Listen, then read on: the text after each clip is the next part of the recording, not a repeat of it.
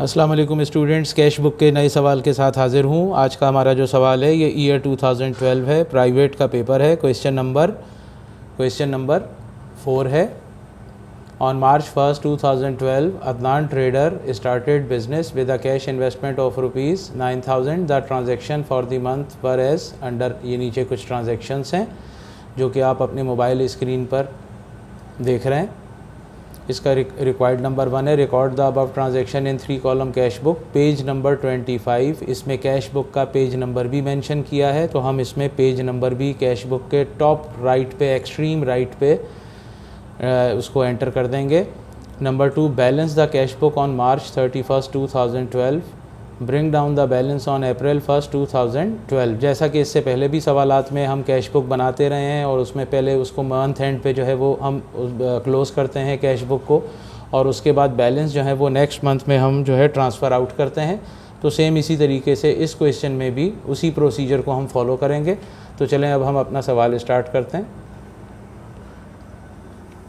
Students ये देखें, 2012 private, question number 4, Adnan trader, 3 column cash book heading लगाएं फॉर द मंथ एंडेड मार्च 31, 2012। तो चलें हम अपना सवाल स्टार्ट करते हैं। मिस्टर अदनान ट्रेडर ने अपना बिजनेस स्टार्ट किया है कैश इन्वेस्टमेंट 9,000 से 2012 मार्च 1, 9,000 से कैश डेबिट होगा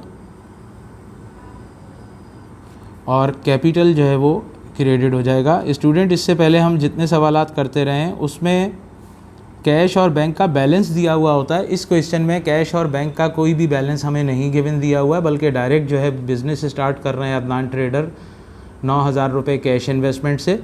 तो हमने ये एंट्री पास की है, कैश को डेबिट किया 9,000 से और कैपिटल को जो है वो हमने क्रेडिट किया है। 2 मार्च की एंट्री है, परचेज़ मर्चेंडाइज फॉर कैश ₹3,000। तो यहाँ 2012 लिख लें, मार्च की 2 तारीख है।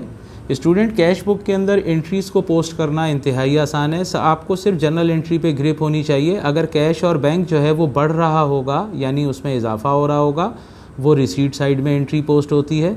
और अगर कैश और बैंक के थ्रू पेमेंट हुई होगी, यानी अगर हमने कैश दिया है या चेक हमने इशू किया है, तो वो एंट्रियां जो हैं यहाँ पेमेंट साइड में आती हैं। 2 मार्च की एंट्री में परचेज़ मर्चेंडाइज फॉर कैश ₹3,000 है, तो कैश क्रेडिट हो गया 3,000 रुपये से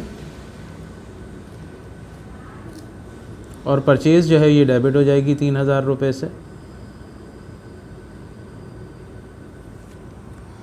3 मार्च को opened a bank account with ₹1,000। 3 मार्च को हमने 1,000 रुपये से बैंक अकाउंट ओपन किया है। स्टूडेंट, ये कॉन्ट्रा एंट्री बनेगी हमारे पास। हम देखें यहाँ पर सी एंटर कर लेंगे और यहाँ पर भी सी एंट्री कर देंगे। बैंक में हमने पैसे जमा करवाए हैं, हमने बैंक अकाउंट ओपन कर रहे हैं, तो बैंक डेबिट हो जाएगा और 1,000 रुपये से कैश जो है ये क्रेडिट होगा। यहाँ पर हम लिखेंगे बैंक और ये बैंक डेबिट हुआ, तो जो अकाउंट क्रेडिट हुआ उसकी डिटेल यहाँ पर आएगी, तो यहाँ कैश आएगा। 3 मार्च के बाद हमारे पास 5 मार्च की एंट्री है, कैश सेल्स ₹1,500। हमने कैश पर सेल की है 1,500 रुपये की, तो ये 5 मार्च की एंट्री है। सबसे पहले यहाँ डेट एंटर कर लें। कैश हमारे पास इंक्रीज़ हुआ, डेबिट हो रहा है, इसलिए रिसीट साइड में एंट्री हो रही है। ये कैश डेबिट हुआ और सेल्स हम क्रेडिट कर लेंगे, हमने यहाँ सेल्स लिख दिया। 5 मार्च के बाद 15 मार्च की एंट्री है, इसमें हम पेमेंट पे कर रहे हैं। Paid to Alam by cheque 1,500 in full settlement of his account 2,000। हमने मिस्टर आलम को चेक के ज़रिए पेमेंट की है 1,500 रुपये in full settlement of his account 2,000 rupees. यानी हमने मिस्टर आलम को 2,000 रुपये देने थे, लेकिन हमने 1,500 रुपये दे करके अपनी पूरी लाइबिलिटी 2,000 रुपये एडजस्ट करवाई है उनसे। तो हमने ये चेक के ज़रिए पेमेंट किया है स्टूडेंट, तो यहाँ पर हम बैंक को 1,500 रुपये से क्रेडिट कर देंगे, 500 रुपये यहाँ परचेज़ डिस्काउंट डालेंगे और अकाउंट्स पेएबल को हम यहाँ डेबिट कर लेंगे, अकाउंट्स पेएबल, और ब्रैकेट में अगर वेंडर का नाम है यानी सप्लायर का, क्रेडिटर का नाम है तो हम उसे लिखेंगे। यहाँ हमने मिस्टर आलम लिख दिया। 15 मार्च के बाद 24 मार्च की एंट्री है, ये रिसीट साइड में आएगी क्योंकि रिसीव्ड कैश हुआ है 2400 रुपये। Received cash ₹2400 from Mahmood in full settlement of his account of ₹2800 and deposited same into bank. Mister Mahmood से हमने कैश रिसीव किया है 2400 रुपये, in full settlement of his account था 2800 रुपये and deposited same into bank, और ये cash हमने बैंक में सेम डे में जमा करवा दिया। तो अब इसकी एंट्री स्टूडेंट आप बैंक को डेबिट कर लें 2400 रुपये से। 400 रुपये का हमने सेल डिस्काउंट अलाउ किया है अपने कस्टमर को, और अकाउंट्स रिसीवेबल जो है वो क्रेडिट कर दें आप। अकाउंट्स रिसीवेबल ये क्रेडिट हो जाएगा। कस्टमर से पैसे लेने थे टोटल 2800, हमने पैसे 2400 रुपये लेकर के उनका पूरा अकाउंट सेटल कर दिया, और यहाँ कस्टमर का नाम लिखें, ये मिस्टर महमूद आएगा। 31 मार्च की एंट्री है, cash was found short. Cash जो है वो शॉर्ट हो गया। कैश कई वजह से शॉर्ट हो सकता है, ठीक है। तो कैश शॉर्ट मसलन आपको एक मिसाल दे देते हैं कि आप कहीं पर कोई चीज़ परचेज़ करने के लिए जाते हैं तो सॉफ्टवेयर के थ्रू जो है वो उन्होंने एक सिस्टम रखा हुआ होता है, वहाँ पर वो एंट्री करके और आपको एक पर्ची निकाल करके देते हैं। लेट्स से कि एक पेयर ऑफ शूज़ जो है वो 501 रुपीज़ का है, लेकिन वो आपसे 501 चार्ज नहीं कर रहा है बल्कि 500 रुपये दुकानदार लेता है। शाम तक उसने काफ़ी पेयर ऑफ शूज़ जो है वो सेल आउट किए, तो वो एक एक रुपया सिस्टम के अंदर एंट्री जो है वो 501 रुपये से ही जनरेट होती है। सिस्टम में उस आर्टिकल की प्राइस जो सेल वैल्यू होती है वो 501 ही एंटर होती है, वो 501 के हिसाब से वहाँ एंट्री कर रहे हैं। तो शाम में वो इतना कैश जो है वो शॉर्ट हो जाएगा, या इसके अलावा भी कैश जो है वो शॉर्ट हो सकता है। तो कैश शॉर्ट की एंट्री में कैश अगर हमारे पास शॉर्ट हुआ है तो कैश कम हो रहा है, इसको क्रेडिट कर लें, और मिसलेनियस एक्सपेंस को हम डेबिट करेंगे।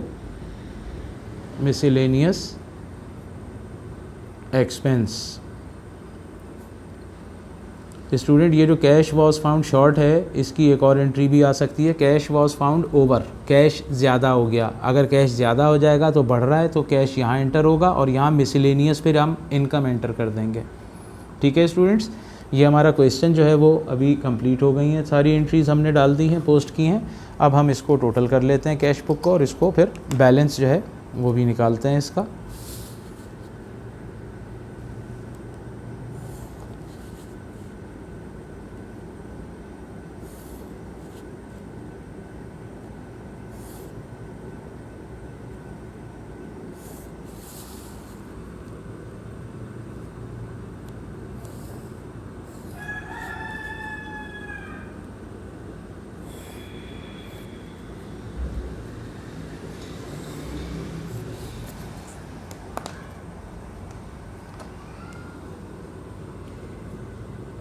मार्च की यहाँ 31 तारीख आप एंटर कर दीजिए।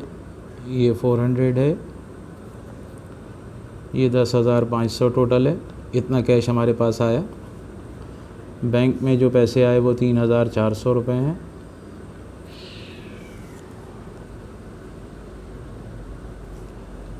अब हम यहाँ पेमेंट साइड का टोटल कर रहे हैं।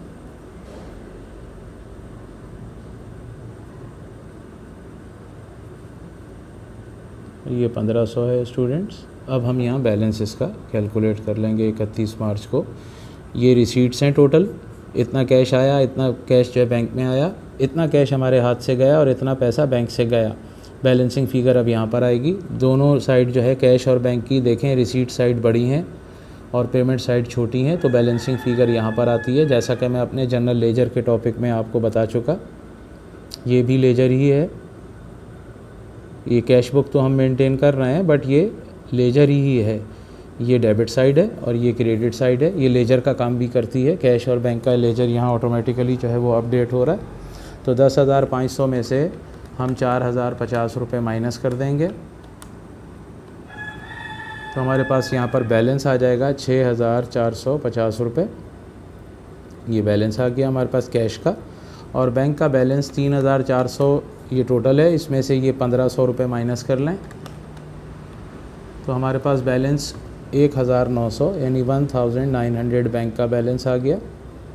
इसको टोटल अब यहाँ टोटल दोनों तरफ बराबर कर दीजिए, जैसा कि लेजर बराबर होता है दोनों तरफ।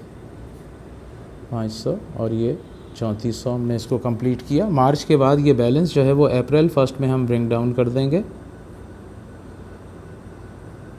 अप्रैल 1 में बैलेंस BDO होगा, बैलेंस BDO। स्टूडेंट्स बैलेंस एक ब्रॉट फॉरवर्ड भी होता है, ब्रिंग फॉरवर्ड भी होता है, BF भी होता है। BF उस वक्त हम यूज़ करते हैं जब नेक्स्ट ईयर में बैलेंस ट्रांसफ़र हो रहा होता है, यानी एक साल हमारा क्लोज़ हो गया, अब उसके बाद महीना तो वो नेक्स्ट ही आ रहा है बट फिस्कल ईयर हमारा चेंज हो रहा है, तो हम फिर वहाँ पर BF जो है वो यूज़ करते हैं। ठीक है, 6450 रुपये कैश का बैलेंस और बैंक का बैलेंस 1900 रुपये। ये हमारा क्वेश्चन जो है कैश बुक का कंप्लीट हो गया इंशाअल्लाह ताला। इसके बाद नेक्स्ट क्वेश्चन के साथ फिर आपकी खिदमत में हाज़िर होते हैं।